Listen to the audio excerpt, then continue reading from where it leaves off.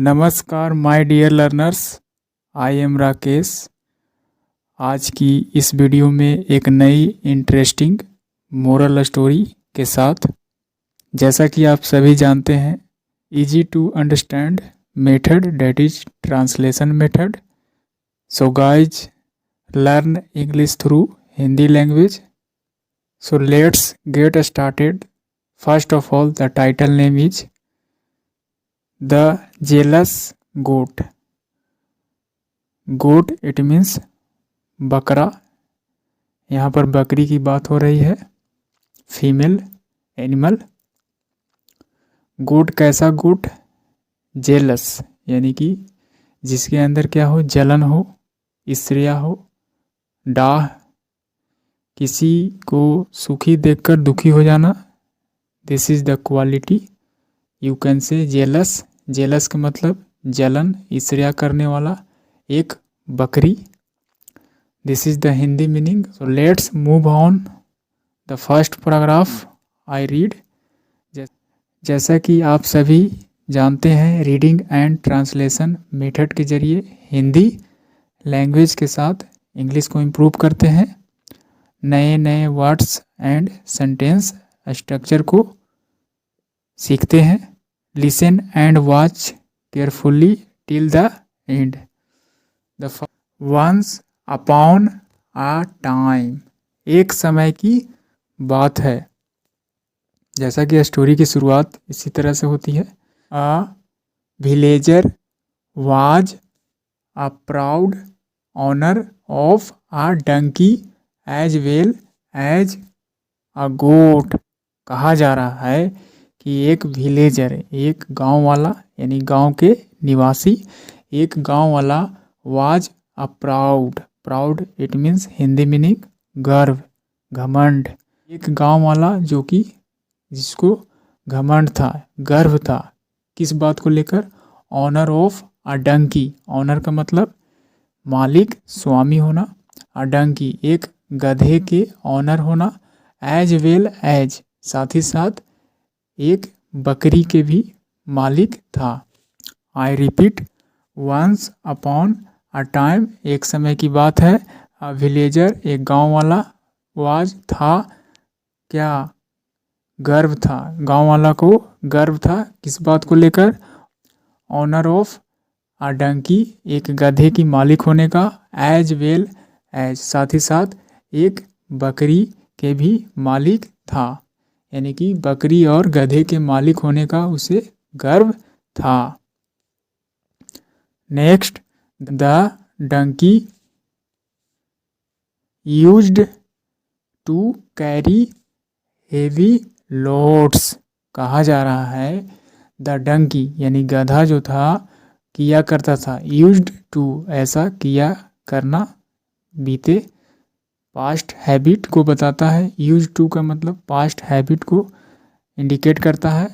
कोई काम किया करता था, यानी कि गधा जो है, the donkey use to carry heavy loads, यानी कि गधा क्या किया करता था? कैरी ढोया करता था। हेवी लोड्स यानी भारी भरकम सामान को वह ढोया करता था। समटाइम्स कभी कभी, समटाइम्स कभी कभी, द विलेजर यानी कि जो गांव वाला था, जो मालिक था गधे की, lent his donkey to others as well. As well का मतलब भी, जैसा कि आल्सो का similar meaning, and TOO too का भी का सेंस आता है। उसी तरह से एज वेल का मतलब भी, यानी कि गांव वाला जो था लेंट, यहाँ पर लैंड LEND, लैंड का सेकंड फॉर्म लेंट होता है। लैंड का मतलब किराए पर देना, उधार देना, यानी कि गांव वाला जो था अपने गधे को, हीज डंकी अपने गधे को क्या किया करता था? अदर्स दूसरे को किराए पर भी दिया करता था। एज वेल भी दिया करता था।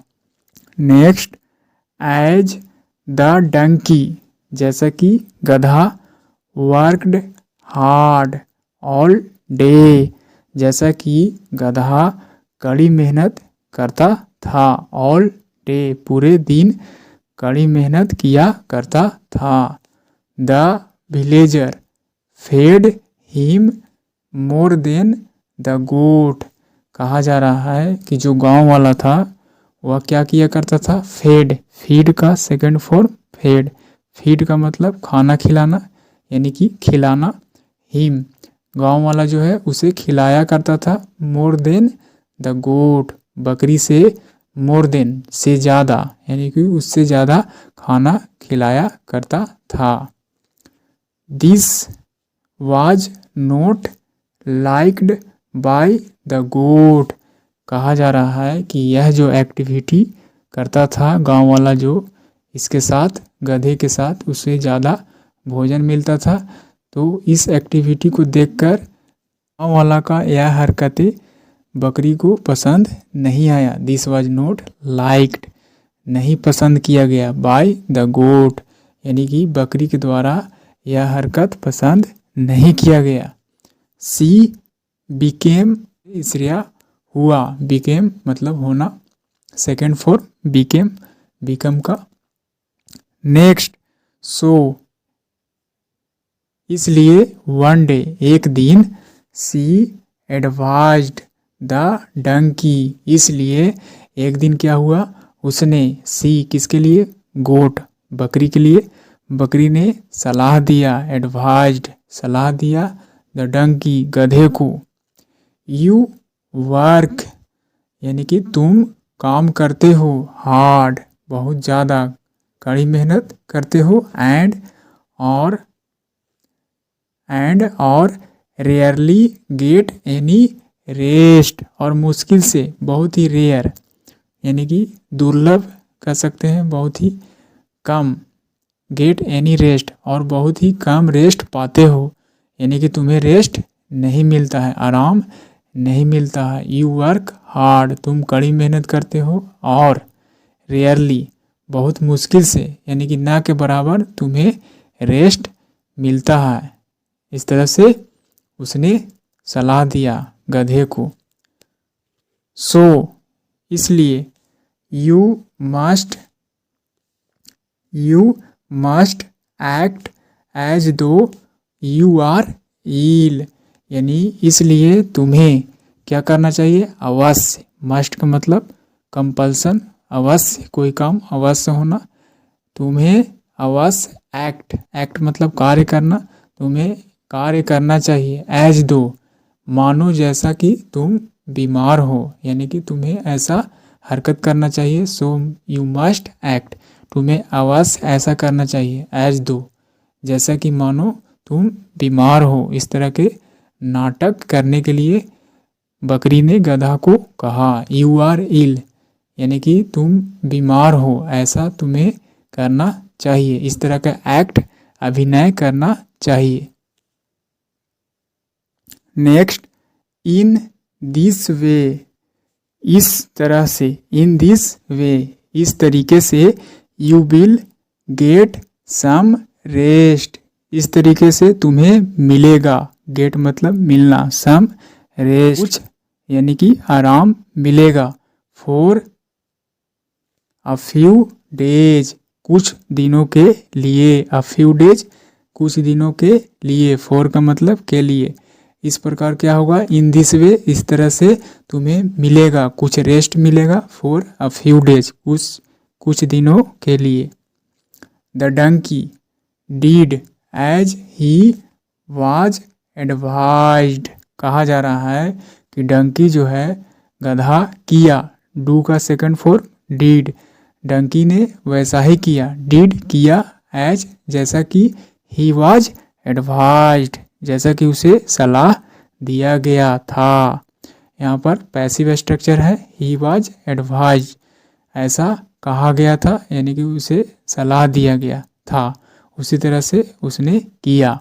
द अलार्म्ड विलेजर इस प्रकार जो गांव वाला था वह शंकित था, अर्थात वह चिंतित था, संदेह में था, सस्पिशियस में था। कॉल्ड अ डॉक्टर इसलिए उसने डॉक्टर को बुलाया। द डॉक्टर सैड तब डॉक्टर ने कहा, you must feed your donkey some goat's soup. कहा जा रहा है कि डॉक्टर ने क्या कहा, यू मस्ट, आपको अवश्य, फीड, इट मीन्स खिलाना, आपको अवश्य खिलाना चाहिए, योर डंकी, आपके जो गधा है उसको, यानी कि आपके गधे को अवश्य खिलाना चाहिए। यू मस्ट फीड, आपको अवश्य खिलाना चाहिए, योर डंकी, अपने गधा को, सम गोट्स सूप, कुछ जो है सूप, डेट इज बकरे का मटन, बकरे का मांस या हड्डी का बना हुआ पेय पदार्थ, यानी कि बकरी का सूप खिलाना चाहिए, ऐसा डॉक्टर ने सलाह दिया। यहाँ पर गोट्स सूप का मतलब बकरी से रिलेटेड है, उसके मांस या हड्डी से बना हुआ ऐसा कुछ होता है। I repeat, the doctor sad, doctor ने कहा, यू मस्ट फीड, आपको खिलाना चाहिए, योर डंकी, अपने गधे को, सम गोट्स सूप, यानी कि कुछ जो है बकरी का सूप, यानी कि बकरी के मांस कह सकते हैं, खिलाना चाहिए अपने गधे को। द विलेजर, गांव वाला, एट वंस, तुरंत ही, किल्ड हिज गोट, अपने बकरी को, जो जिसका मालिक था वो, उसने किल कर दिया, किल मतलब जान से मारना, मार दिया जान से, एंड, और, मेड सूप, और उसने क्या बनाया, मारकर उसका सूप बनाया, जैसा कि डॉक्टर ने सलाह दिया था कि गधे को गोट्स सूप, यानी कि बकरे का सूप खिलाना चाहिए, इसलिए उसने बकरे को किल कर दिया, मार दिया, एंड मेड सूप, और सूप बनाया, फॉर द डंकी, डंकी के लिए, गधे के लिए उसने बकरे का सूप बनाया। नेक्स्ट, अल्लास, यानी कि अफसोस करना, किसी बुरे काम को होने के दौरान जब अचानक से यह वर्ड आता है इंग्लिश में, यानी कि अल्लास का मतलब दुख से रिलेटेड वर्ड है, अचानक से किसी तरह का देहांत हो जाना, किसी का जान चले जाना, ऐसा किसी घटना को सुनकर इंग्लिश में बोले जाने वाला वर्ड, डेट इज इंटरजेक्शन कह सकते हैं इसे, इसलिए अल्लास ऐसा कहकर क्या कर रहे हैं, शोक प्रकट कर रहे हैं। डेट वाज द एंड, अल्लास यानी कि उसका क्या हो गया, अंत हो गया, ऑफ द जेलस गोट, कहा जा रहा है अल्लास यानी कि हाय, या फिर अल्लास का मतलब शोक प्रकट करना, किसी बुरे घटना का होने का शोक, जैसे कि किसी का देहांत हो जाने के दौरान इस तरह का इंटरजेक्शन एक वर्ड है जो बोला जाता है, अल्लास, यानी कि इस प्रकार क्या हुआ, बहुत ही बुरा परिणाम हुआ। डेट वाज द एंड, यानी कि उसका ख़त्म हो गया, the end of the jealous goat, इस प्रकार उस जो जेलस रखने वाला जो बकरी था उसका अंत हो गया था। And what is the moral of this story? The moral, jealousy leads to one's downfall, कहा जा रहा है कि जेलसी करना जो है, डाह करना, जलन करना, किसी के सुखी को देखकर दुखी हो जाना, यह क्या करता है, कारण बनता है, लीड्स टू, की ओर ले जाना, यानी कि कारण बनना, वंस डाउनफॉल, यानी कि किसी के लिए खुद की गिरावट के रूप में ले जाती है, यानी कि किसी को पतन कर देती है। इस प्रकार जेलसी किस ओर ले जाती है, किसी भी इंसान को पतन की ओर ले जाती है। वंस का मतलब यहाँ पर किसी के लिए, किसी भी पर्सन के लिए, यू कैन सी कह सकते हैं, यानी कि जेलसी किस ओर ले जाती है, किसी को पतन की ओर, लीड्स की ओर ले जाती है या कारण बनती है।